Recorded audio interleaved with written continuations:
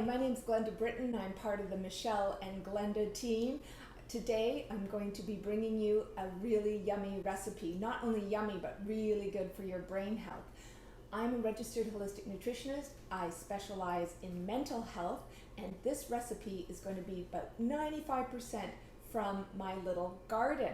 So if you're interested in this kind of recipe, it's one of the ones featured in the little ebook I have called My 10 Favorite Brain Boosting Recipes, and you can get that below. And if you like this kind of content, make sure you give us a thumbs up and subscribe. Okay, so here I am with part of my garden. I'm going to be making a kale pesto. That means we need some basil, and here I have one of my basil plants. It's right here. And I'm going to cut off some of my basil plant, some nice big pieces. And I'm also going to use some fresh garlic.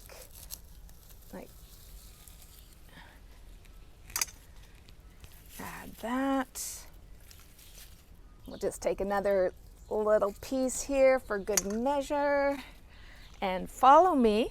We're going to go over to the other garden and get some kale.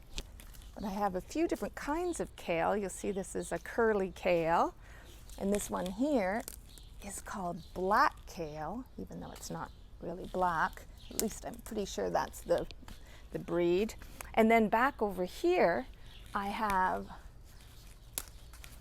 this one that has a purple vein in it. So I'll grab a little bit of each one.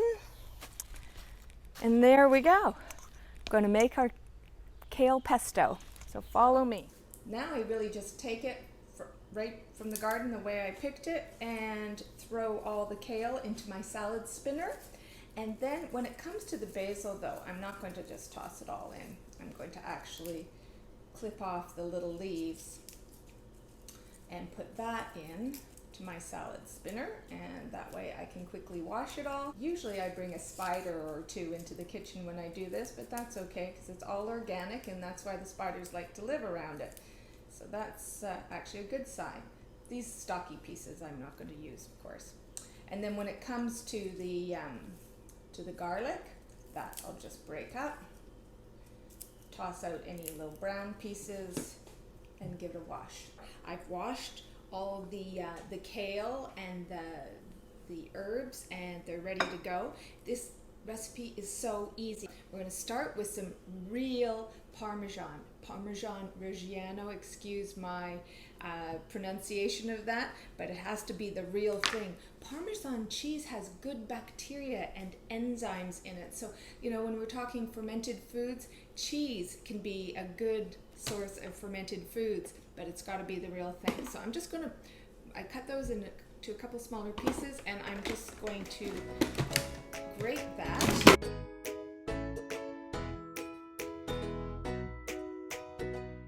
And then what I like to do is I take some of it that's already grated and I put it in a bowl, and I use that to serve alongside our pasta dinner that we're going to have tonight. So that's all ready to go. Freshly grated Parmesan cheese. I like to leave a few big chunks in there too. So we still have quite a bit of cheese in there. If you do not consume dairy, because some people don't, some people have sensitivity to dairy, you can use something called nutritional yeast. And nutritional yeast is always also really good for brain health because it has a lot of B vitamins in it. Don't worry, you're going to get all the measurements, but as you can see, I don't even bother measuring. This is one of these you can't go wrong kind of recipes. And so then I just keep the food processor humming along.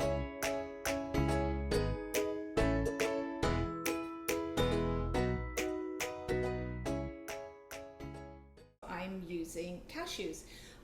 You can use cashews, you can use walnuts, you can use any nuts you happen to have.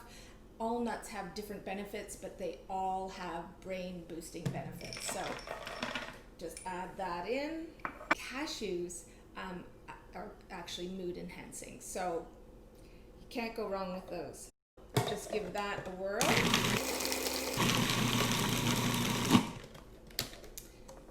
see?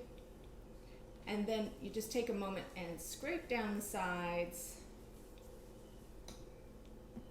just to make sure that everything is getting blended up. I don't like my pesto to be blended up too fine, but it's totally up to you, what you like. This I'm going to be using with pasta. And then, while the processor is running, I'm going to add the olive oil. You want to make sure it's really good quality. Cold pressed, extra virgin, and organic.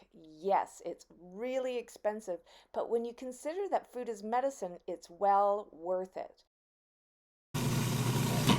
But again, you can't really go wrong with something like olive oil. And so I'm just scraping down the sides one more time. And it's done. It's that simple. You can use it as a dip. You can serve it alongside cheeses in a charcuterie board. And sometimes before COVID, when we were going to other people's homes, this is a great thing to bring along to someone's home, even as a gift. So I'm going to put some of it in a mason jar. Oh, it smells delicious. And just to make sure it doesn't oxidize and it stays a really nice green, it doesn't go brown at all, it's a good idea just to top it up with a little olive oil before you put the lid on.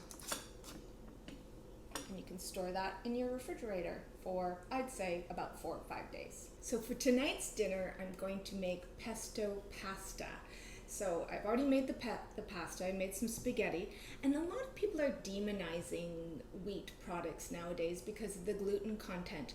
But gluten and wheat aren't typically that bad if they are organic. So what I get is non-GMO, organic, wheat pasta. Always read labels, right?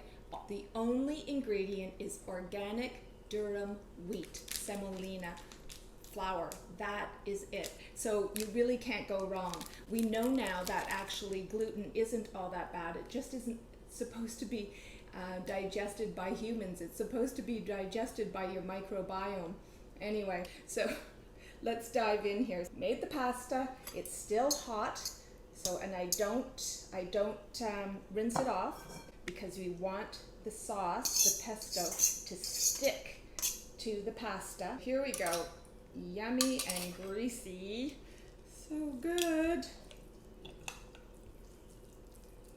Now, you don't want to use tons, but I'm going to use the whole jar. Alright, we just want to make sure that it's all coated. And I'm making a bit of a mess here, but that's okay. It's always nice to make the food look good. It actually helps with your digestion when the food looks good. You know what it's like if you're looking at a magazine and pretty pictures of the food. That actually helps to stimulate the digestion, the digestive enzymes that help with the processing of the food, which is all good. So I'm going to plate this for the family so everybody can sort of just help themselves. Oh, there's a whole lot of sauce on the bottom. Now this could be served with some grilled fish or some grilled chicken. I've got some organic cherry tomatoes. I'm just going to put over the top. This will be nice and fresh. I'm going to serve this at room temperature. And as I mentioned before, I have some extra Parmesan cheese to sprinkle over the top. And voila, there you have it. So if you're interested in more recipes like this, make sure you check out my 10 favorite brain boosting recipes below, in the link below. And again, if you like this kind of content, don't forget to subscribe and give us a thumbs up. Thanks so much for watching. Until next time, in good health.